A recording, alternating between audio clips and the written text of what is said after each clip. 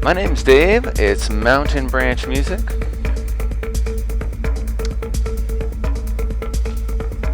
So today we got a Rutters guitar. And I'm trying a little different of a format. I'm just gonna jam us some fun recent tracks that I've discovered. So this is the artist Lemna, L-E-M-N-A, with Mycena Clorophos, like you would spell chloroform, but with an S at the end instead of RM. And it's from their album Mantis 14, the EP. And I was enjoying that this week, and I thought I would share that with you. Next, we're going to bring in Imagined Letter U. I hear your voice all the time. From the Sunflower Seeds EP. And I'm going to talk about this instrument today. So, I'm going to do kind of a DJ set, and maybe more of the radio sense of the word than a, house. I'm not your DJ in the club tonight. But hey, whatever you want to do while you're watching the videos, it's all good with me. So,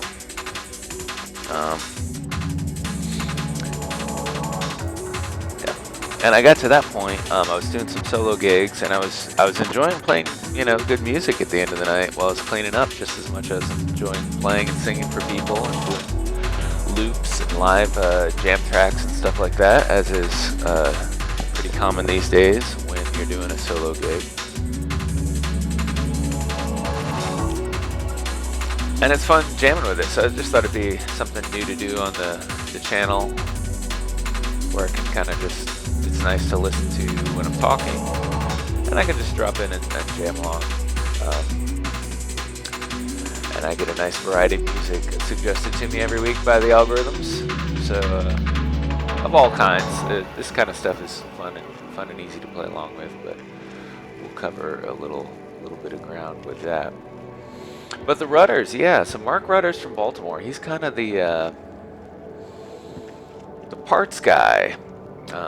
He's in this kind of Blackguard tradition, custom guys. It's easier when I just imagine you. Who, it's usually very small shops. They get to focus on, what they like about a Blackguard. It's a simple design, everybody knows it. People who appreciate it can appreciate it. They get to take their time and make the best instruments they can. It was easier when I just imagine you. I'm going to turn that down a little bit.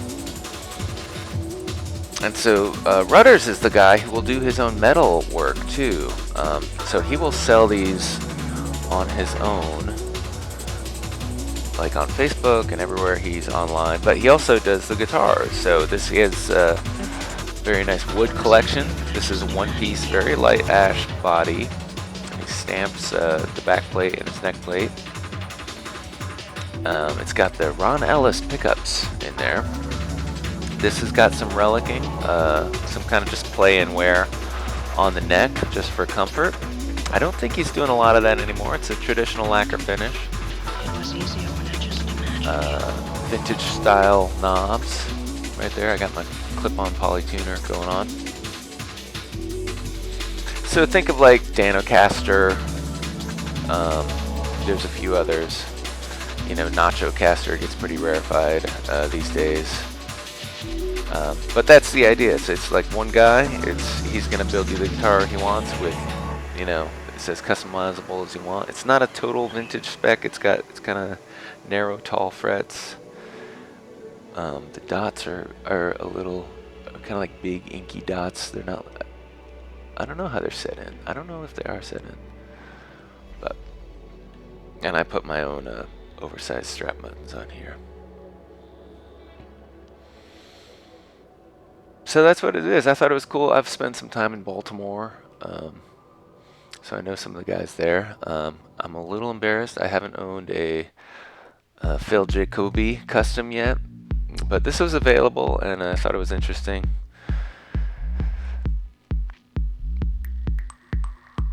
So I thought we'd just hear some sounds. We heard some over the intro there. This next one is by the artist Polygonia with Shadow Cave. This is a single release. So I'll just hear these on my recommended music, and I'll save the ones I like. These techno jams are kind of fun.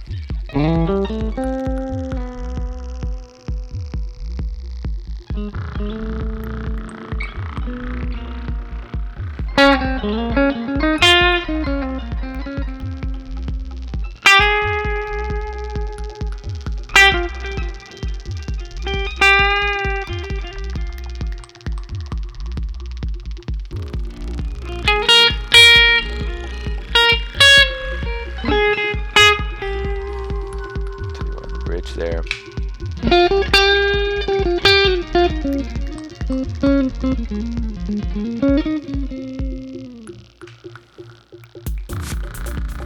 Yeah, so that'd be cool just to play with some actual music and kind of think of it as more of a collaborative effort and kind of on-the-fly creative versus just playing with tracks or doing things like that.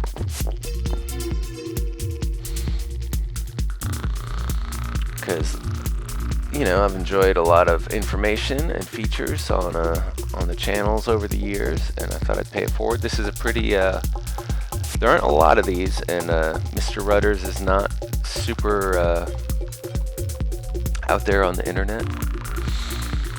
On his webpage is pretty simple. He's just got a gallery of guitars he's made. I think I've identified this one. There's a lot of Blackguards, but he's not doing a lot of relic work anymore, so I think I picked this out of the lineup.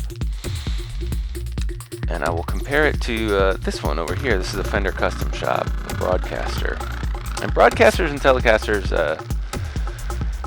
what you've heard on the videos or wherever you hear them are true. The Broadcasters to me are a little different thing. I mean, they're all basically a Tele, but this one's a little darker, a little more substantial. It's got the bigger neck. But this one's been amazing. I really enjoyed playing it.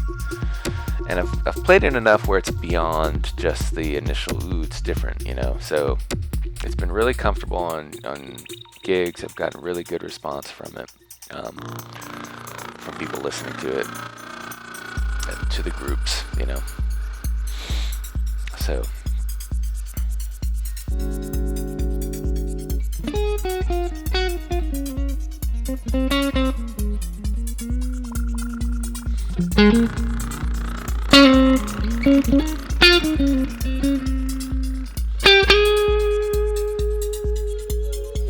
And the LS pickups are interesting too. I had a little bit of a mix-up. Apparently these are left-handed 50s, 60s pickups, and it took us a while to figure out. I was emailing back and forth with Alan at the shop. It's Ron's son who does their contacts, and we couldn't figure out what the L was on the pickups, so they went through the records, and he used to do this thing where they would wind the 50s and 60s differently for left-handed. So I think there's something where the bass is more wound like one of them, and the treble is more wound like another one. My instinct is that they would wrap the bass like a 60s, so it's brighter, so you get more snap.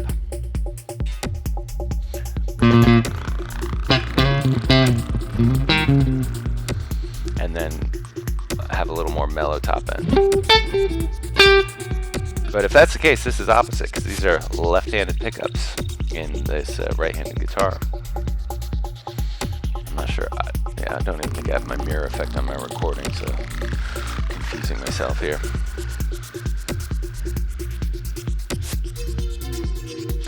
But I will compare it. We had some overdriven and clean tones before. I will compare it to the Broadcaster just so you get a sense of it.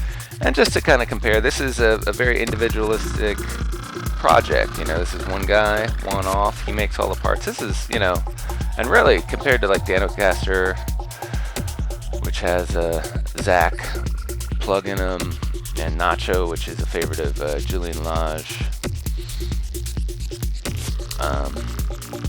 These are a little under the radar, so I thought I'd share it with you. And it's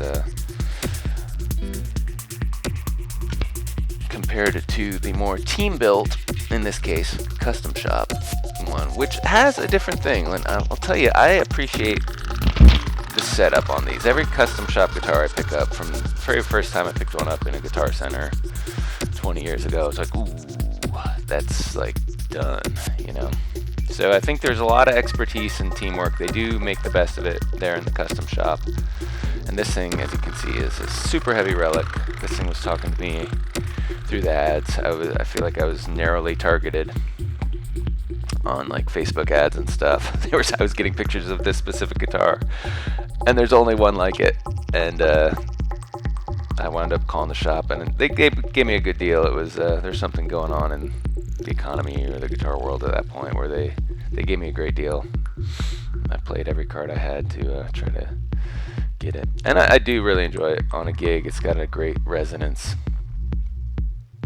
and it kind of substantiality. We're gonna move on to Nomad. It's the album Lars Bartkuhn, Bartkuhn, with the track Transcend. So here, this one's a little darker.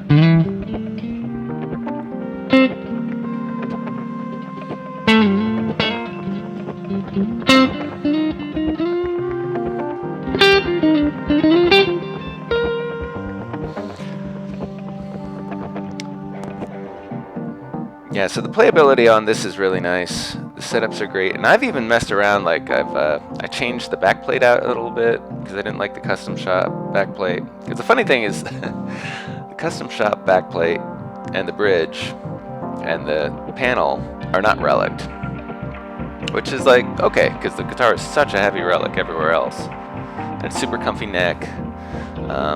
You don't really notice the transition between the gloss when you're playing it, all the buckle rash. But the spec sheet on this, when I got it, it said relic, Jack Fairwool. So I'm picturing this guy, Jack Fairwool, working away on this guitar, you know, like polishing it, simulating years and years of wear. So it's kind of like you know, the boss, like Bruce Springsteen or Keith Telly or something, or just, you know, some imaginary story for this guitar. And then I'm like, well, I got more into the fact like these aren't relic, and then I look here, oh, it's the Jack Fairwool is relic. So of all the things, maybe the concept is this has been kind of like rescued and resalvaged or whatever. But anyway, it is what it is. But yeah, I do really like the pickups on this too. It's a different thing. It's not a telly thing to me, and that's great. That's worth appreciating. I haven't used it in like a full band context much. I was using it on the solo gigs with the tracks and singing and playing and doing some loops. And this one, I'm going live in the room through the amp. I got the Mesa Boogie Mark 35 going out through the DI into my little mixer here. This thing's fun. It's a Boss mixer, so. And I'm just going right into the laptop, so it's all mixed for me. Got my phone there. Yeah, I'll put this. Let's try the neck pickup.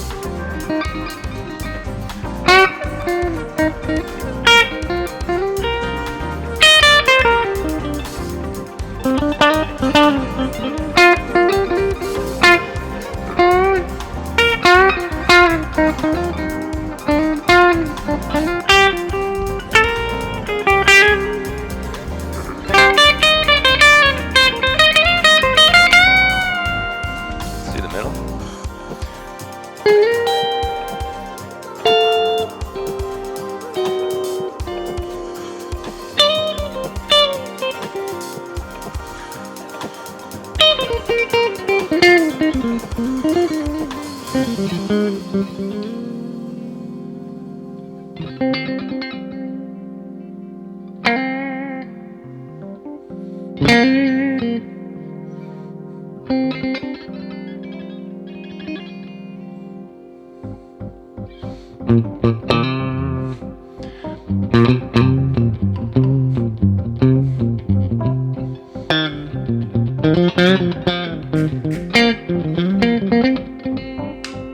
I'm a neck pickup guy. Even on a telly, some people think they're too dark. But I guess that's how I set up the amp to what I'm comfortable with. So beautiful relicking. It seems like a little bit much. I might not play it on certain gigs if you don't really want that vibe. And that's one great thing about the Rutters. We'll move back to that. Is you know, this is an any occasion guitar. And yeah, the pickups are really beautiful on this. I feel lucky to have found them in a nice guitar where I just get to play them. I'm a big Julian Lage fan, so he was, you know, I would try a lot of things on his recommendation. So yes, great piece of wood on the body, good parts. I did have to glue some frets down when I got it, so I can't 100% hold Rutters accountable for that because I didn't buy it secondhand, so I don't know what was going on before there. Bone nut.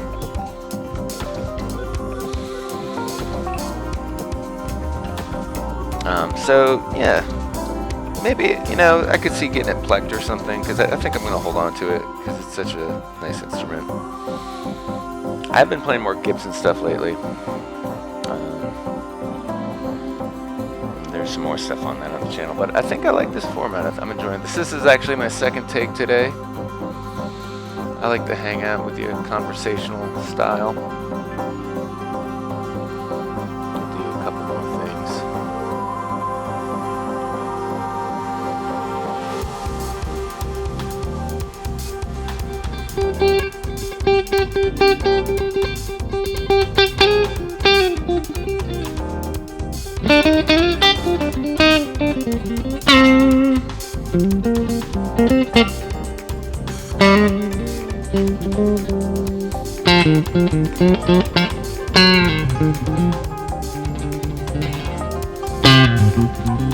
This is key on a telly for me. Getting in those low notes. I love playing with like a jazz group. And then just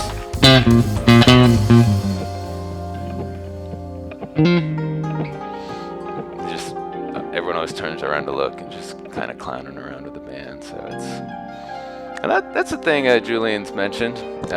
You know, just changing registers just for the heck of it. You know.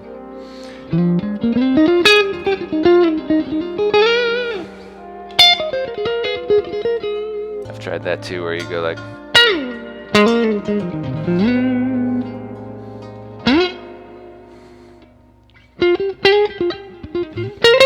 Just slide up on there and see where you wind up and adjust, because you gotta, you know, you work so hard to develop your ear, and then sometimes you just gotta challenge it when you're playing. Don't be afraid. And the other thing I've been working on this week is just lighten up. There's a couple gigs I was doing where I had some licks preloaded up that I wanted to play with a horn section, and I biffed them. Luckily, it wasn't like my feature, you know. So I got the ones I wanted to, I needed to, but you know, it's one of those ones every once in a while you check in with lyric concepts that are helpful and stuff like that. I don't think you can lean too much on. I'm not a I'm not a fluid enough reader where I can just relax and like read the stuff. You know, as most people know, guitar reading is a separate skill.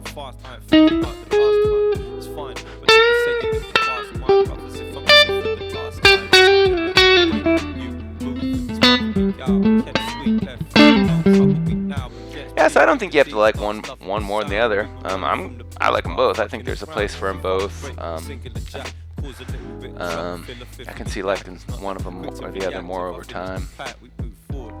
This one's a little more versatile to me, especially like I said with the looks and the pickups. Just do have a sweetness, and they're a little more. I think the Telly came into its own when it became the Telecaster, and it became less of a, you know, it's got a little more brightness and bell-like sound. But I love the grittiness in a broadcaster and the kind of heaviness of it.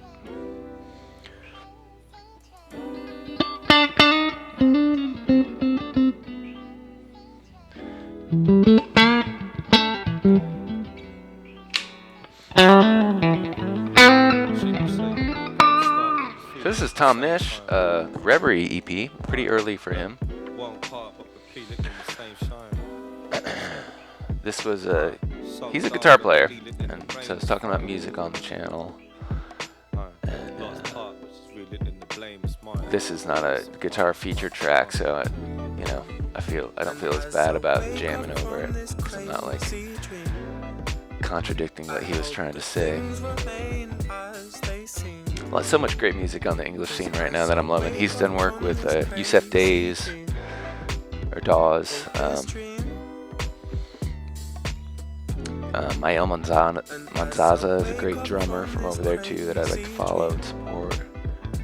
So we'll feature stuff like that on the channel too, in addition to the dance music. And I love like indie rock and artsy stuff, jam band stuff, jazzy stuff. So thanks for hanging out. This is my kind of artsy take on, we're gonna like kind of collaborate with these people, share some music, share some thoughts on guitars, stuff maybe you don't see every day. And we'll see you next time. My name's Dave. It's Mountain Branch Music. Peace.